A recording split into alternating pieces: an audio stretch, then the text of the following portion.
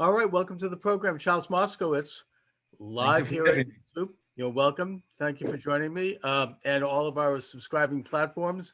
And my guest is Oz Almog, who's coming to us from Tel Aviv. He is a professor at the University of Haifa. He's a sociologist. He's an author, political scientist. The book is Academia: All the Lies: What Went Wrong in the University Model and What Will Come in Its Place. Um, Thanks for joining me. I guess that, first off, your book, as you mentioned in the introduction, is quite timely given the pandemic and the fact that the pandemic obviously has led to homeschooling. It's led to use of technologies like the one we're using right now, Zoom, and other methodologies to study all of the subjects that academia offers, science and humanities, etc. So, what first of all is going on with your book, and has it been used, and is it being used for practical purposes? Well, it's pretty new. Fortunately, came out just 2 weeks before the pandemic, and it Well, was like just it all fortunately for you, maybe.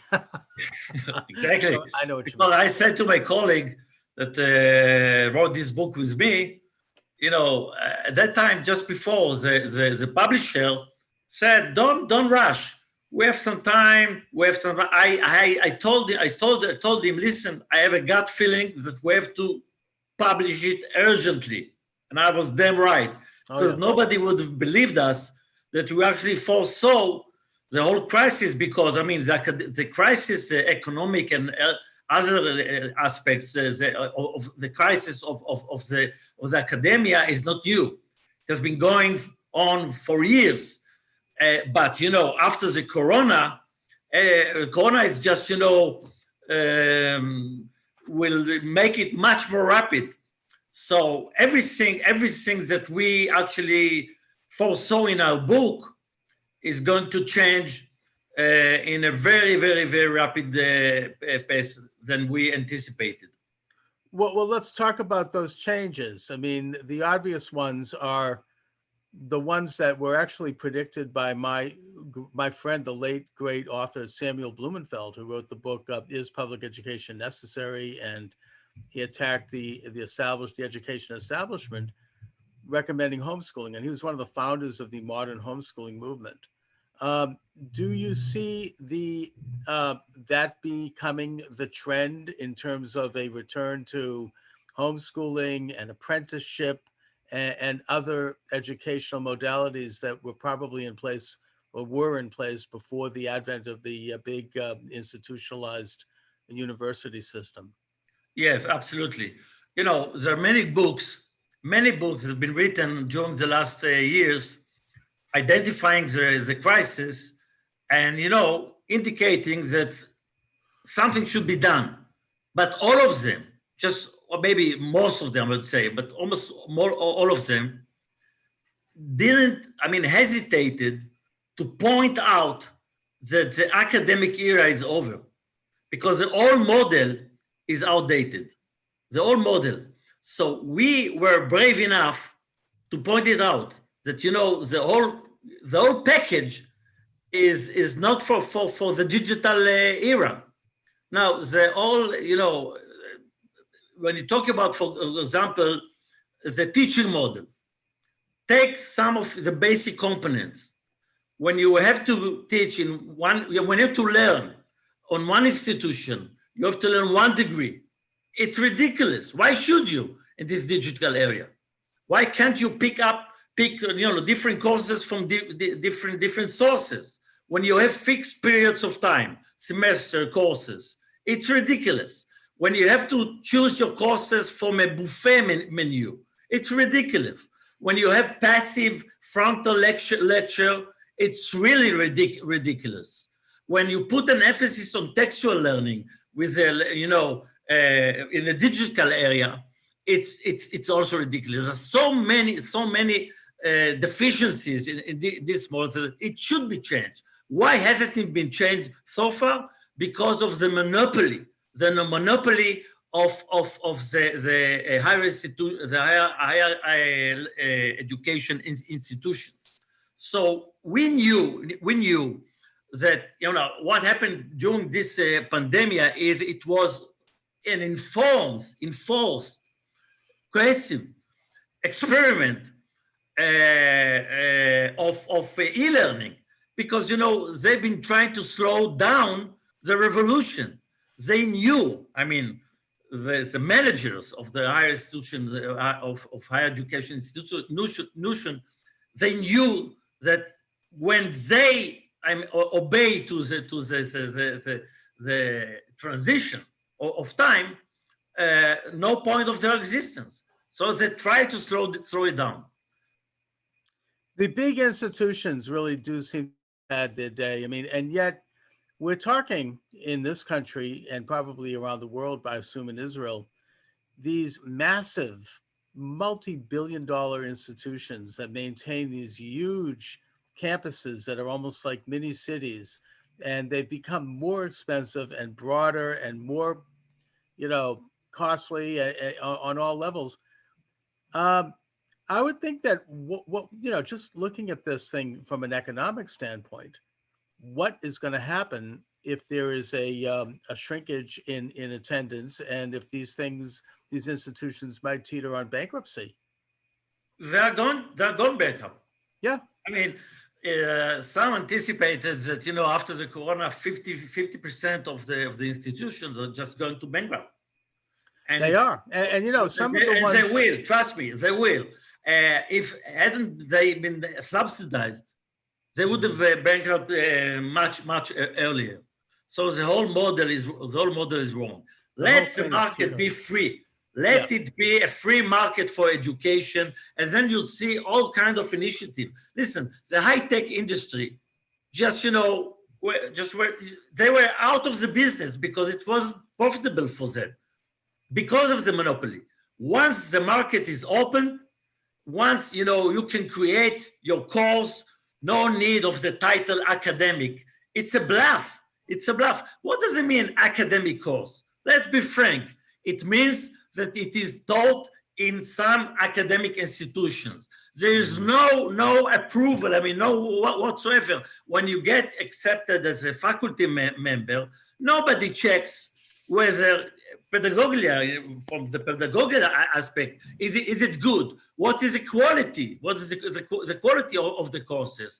It's just because you teach it there. When the market is open, then you'll see all kind of initiative, all kind of entrepreneurs that will get into the market. And this pandemic is really a tragedy, no doubt about it. But it's also a blessing for the higher education. No, there are many silver linings to it, and this is one of them, clearly. The whole edifice of academic education, academia, university system in the United States is, and I say this not in a pejorative sense, but I would say it is a con game.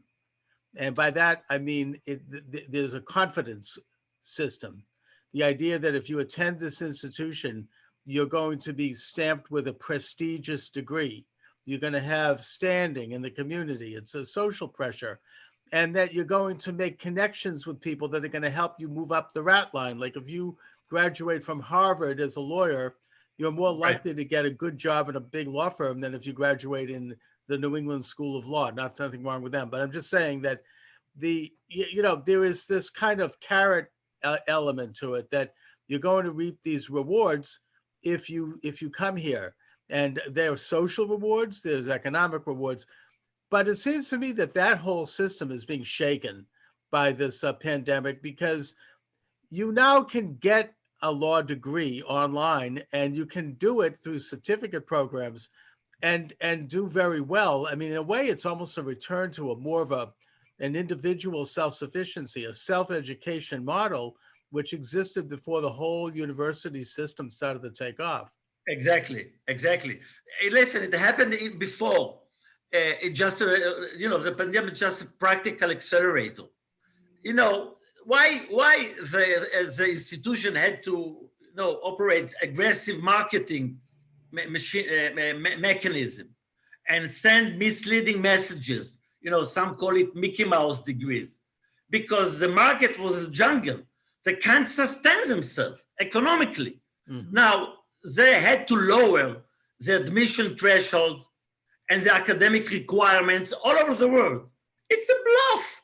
I mean, they had to close their eyes in face of students' deceptions. They had to create gray academic discounts. We're doing it every day, trust me. Mhm. We had to make some grade inflation and of course, speedy conversion of non-academic courses and degrees. Why? Exactly because they can't sustain themselves. It was before the pandemic. Now, what will happen after the pandemic is that now that many students that hesitated to go into the online courses actually developed by the years, but not in the pace that it should have been. Exactly because they didn't want to change. The institution didn't want to change. They knew why. And the students, they make do with what they're used to during the student period in high school. They say, okay, do the revolution after me. But now they've been forced to study online courses. Now, Zoom is not the right way. Zoom actually was just a miracle for this institution because it saved them. Mhm. But it is synchronic and a synchronic message. There should be professional courses that are done by experts. Sure. And there are some institutions that were already getting a head start on that in this country. I mean, University of Phoenix is one of them. The University of Southern New Hampshire is one of them, where they really developed over the past decade. They developed a very sophisticated online education with a fully accredited degree. The other institution I'd point to as cutting edge is Northeastern University in Boston, where I am, in Right. that they've been going more towards certificates rather than degrees. You can get certificates in computer science, in physics, or for that matter, in history or any various subject you want, and combine them. And those have become quite comprehensive and quite adequate. In fact, there are big companies now that are paying their staff to get these certificates. Exactly. But it's not enough. There were Okay. pioneers. Can you imagine? That I would guess that about 80, 90% of the lecturers, the faculty member around the world, haven't really experienced with one online course. It's like, Exactly, yeah. soldier coming to the war without any training. And why? Yeah. And so the market was a bit, very much empty with initiatives. Only, very small, marginal part of the academia, mainly in the United States, developed it.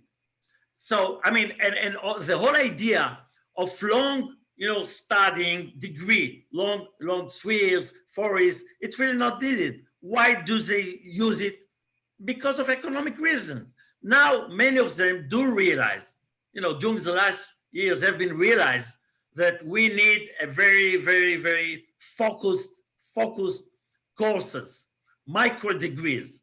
In our country, Israel, just now, after this year, the academic year is starting now, the social institutions announced that they are going to implement micro degrees. It's not 3 years, it's not academic degrees, but why did they do it now? Because they are sensing that the ground is shaking under their legs and they will have no choice. And once they have the micro degrees, and they will have to compete with others because micro degrees is not academic degrees. And then they will have to compete with the professionals. Let's see who wins. Now, keep in mind another very important thing. Yeah. We, the lecturers, the professors, there is a package. If you research, you teach. The whole package, we have to disbundle the whole package because the idea is that the professor is also, the scientist is also the teacher is ridiculous. It's like, building a television show by one man or one woman. You have you have to have the producer, the photographer, animation expert.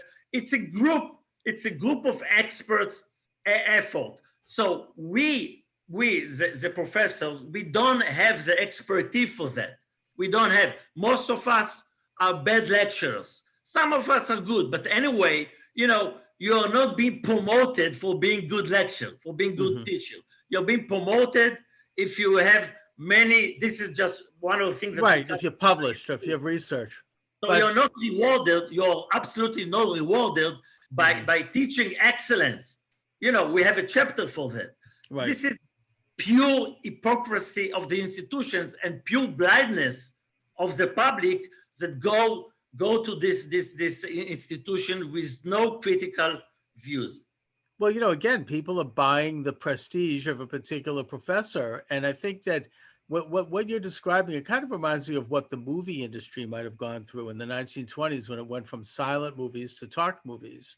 You had all these actors and actresses who no longer could function because they didn't know that skill, and then you had a whole crop of new people come in who did. So, this or the switch from the horse and buggy to the car. Exactly. Right. I mean, the horse and buggy industry wanted to, in Massachusetts, it was a big industry. They wanted the state to subsidize them because they were losing money. And they ended up, unfortunately, going out of business, and it put certain towns in a depression. But the new industry came along and it completely exploded. So I think that seems to be the shift that is undergoing. Now, one of the usual criticisms of online education, I think, is probably going to be the same criticism that was launched against the homeschooling movement and that my friend Sam Blumenfeld had to answer. And that is that somehow the homeschooled child is not going to be properly socialized. They're not going to be properly interacting. And that's completely untrue, because in homeschooling, they do the education at home, but they also have their clubs and they have their associations. The main the main point behind the criticism is the sheer fear that they are going to wipe them from the education arena. Listen, Right. and there are disadvantages because it is not developed. It's just the beginning. Just the beginning. I mean, they say when you analyze the pros and cons of these courses, you can say for the cons, many of the students do not finish the course. Learning is still based on talking heads, and it should have self-discipline. Many students, many youngsters don't have this self-discipline. By the way, schools should blame themselves for not, teaching students, children, youngsters, adolescents to be self-disciplined. And of course, we have some problems with evaluation and measurement, and let alone the cheating potential. And if you're American, you add to it the complications in making profit. But Right. still, every one of these can be solved. The benefits and the potential is huge. Increases the access to higher education, adjustment to dynamic labor market, financial saving potential, and it'll be much less expensive. Process, and of course, personalization of the learning process. Everything can be tailored to your needs. Oh, it's totally beneficial. I mean, the expense of education it should drop by a third at least, because you're not paying the overhead. You're not paying to turn on the light switch, or to the taxes on the buildings and the housing and the food and everything else. You basically can do it from home. So I would think that the cost of education is going to drop by at least a third. Now, I think that's just the beginning. Look what happened to the job market. Look what happened to labor. I mean, people. Why should you be stuck in a traffic jam when it's not necessary to go every day to your office? That's right. And a lot of people are now in Boston. The big office buildings are really hurting because people don't want to go back, and they like being at home. Exactly. They don't want to, and they're not going to go back. At least a percentage of them aren't. And people are running. It's kind of like a return to the agrarian age of like Thomas Jefferson. people are local. They're taking care of their own business. When you have a computer, all you need is a laptop, and you can run your business 24 hours a day, which is what I No, do. no. The comparison is not right. Okay. Because in the global world, you can be mobile. You can Right. be. You can go anywhere. I mean, I could interview somebody in Alaska. Anywhere and everywhere.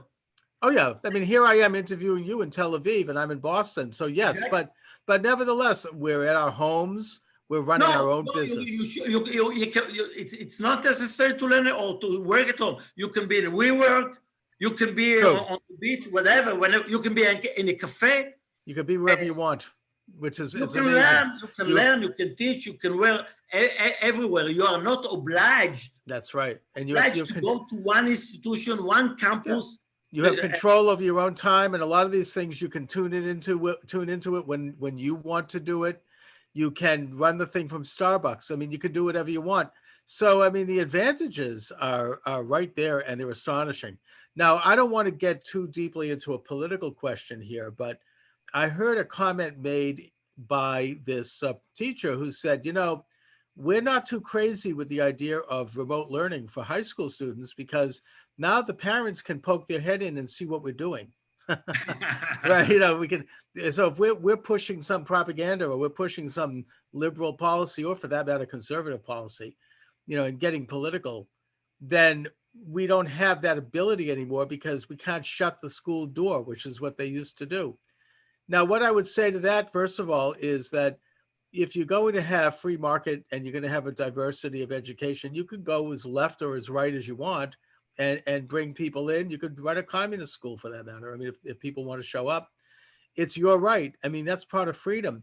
And that this whole authoritarian idea of having a big state-run and state-influenced public education system, that should always have gone by the way of the dodo bird anyways. I mean, that's not freedom. Absolutely. And I mean, you as Americans are to be blamed, partially at least, because you are the shrine of higher education and science for, holding back the revolution. In the United States, everyone still perceives the academic degree in a very sacred way. Yes. And it's just unbelievable. It's like, it's almost a religion.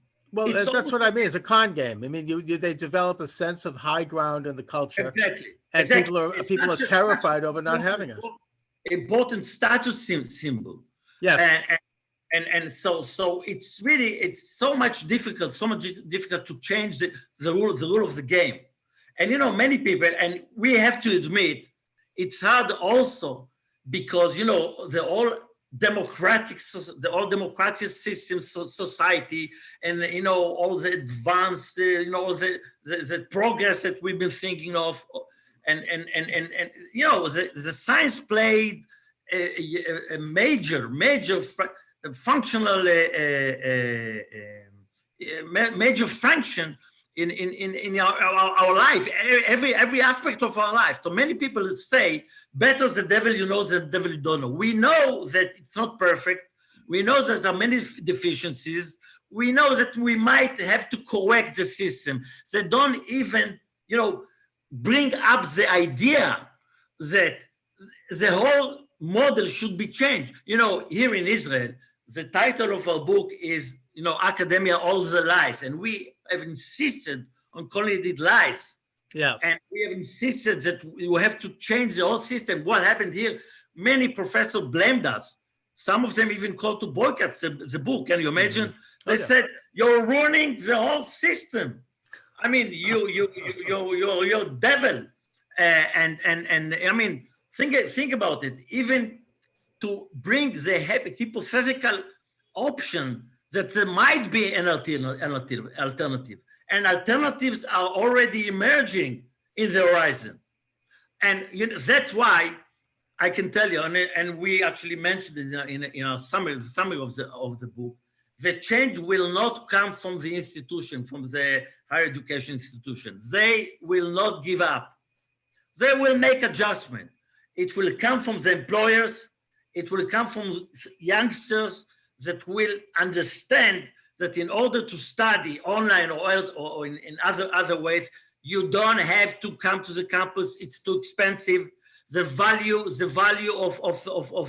the degree is diminishing over time, and you have to be brave not to go with the herd. You have to be individual. By the way, there is a movement, you know about it, Uncollege United States, established as early as 2011. But still, people hesitate. Now, the announcement of Google that they are going to supply, an alternative for the degree, 6 months or so of training. Yeah, it's really very symbolic. So far, it was easier to give a degree within the high-tech industry, but gradually spread out all over the employment market, and it will spread faster and faster after the COVID pandemic. What is going on in Israel right now with education, and what's going on with the pandemic? I've heard that it's pretty bad in Israel. Horrible. At the beginning, the first wave, it was pretty good. We had the lockdown, very early lockdown, and it was all right. But then it all came political because, the main sectors that infect itself and others are the ultra-Orthodox and the Arab, because they tend not to obey the rules.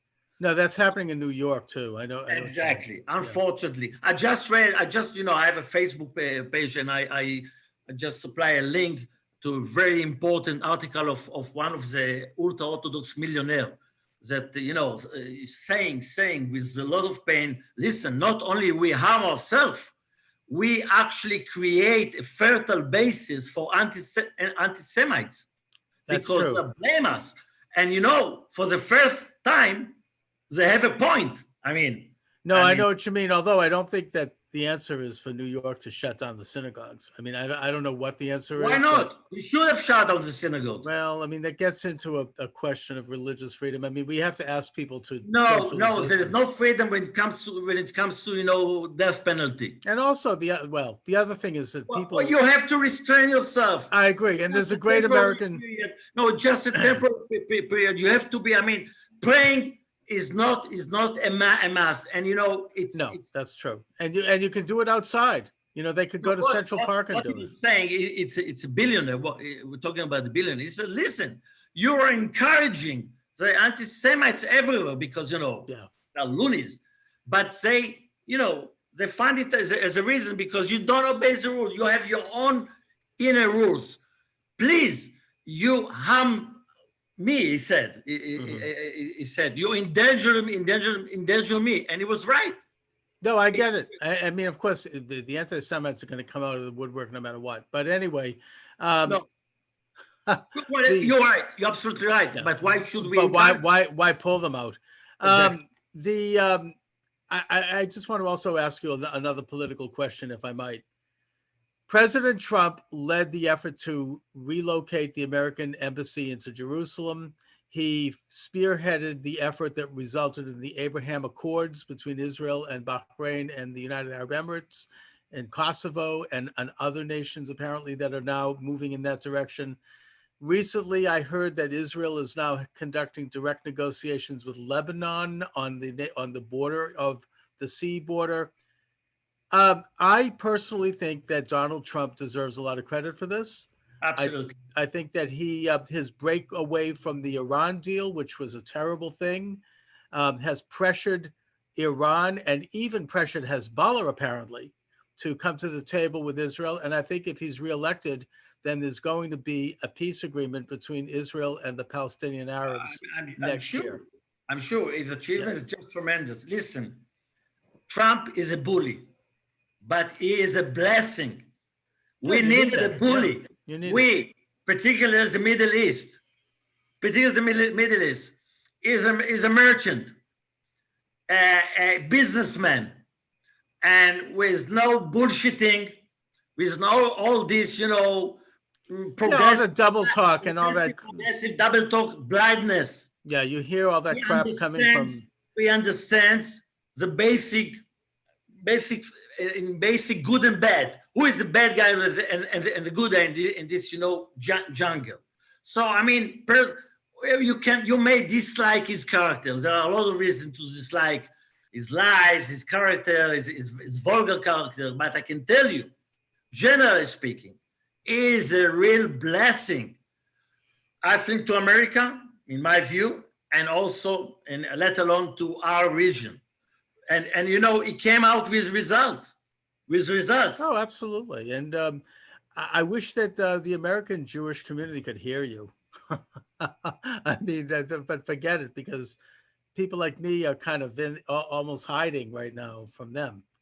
You know, as much as they blind themselves to the academia, they blind themselves to the, you know, to the real forces that conduct, you know, that in our region. They're really blind. I can tell you. It's a very interesting subject, but yes, I totally agree. So, Oz, tell my listeners and viewers where they can get your book and websites or anything else you'd like to share. Well, first of all, they can get it free. They can get it free with PDF file in my site. Okay. You know, our ideology is to, you know, free access. Good. But if you want to have the format of reading it in hard copy, you can purchase it through Amazon or ebook, whenever suits you. But if you want to read it, if you don't want to pay for that, just have a glimpse, read it in our internet site, and you're welcome. Listen, I want to convey one message. Please. It's extremely difficult to convey such a non-conformist message. The book is very comprehensive. It is. I mean, give us some compliment for that. Oh no, it's excellent, and it is a very complete and total look at public education, the history, the present condition, and very good suggestions in terms of where we should go. So yes. And everyone that wants to know what's going on behind the scenes in the academia should read it. It's not just about change. It's about the corruption. It's about the deceiving culture. It comes from love, from our love. We are professors. So and it also comes from experience. Everyone that wish to understand this kind of the academia is not transparent to most people, even to the professors, by the way.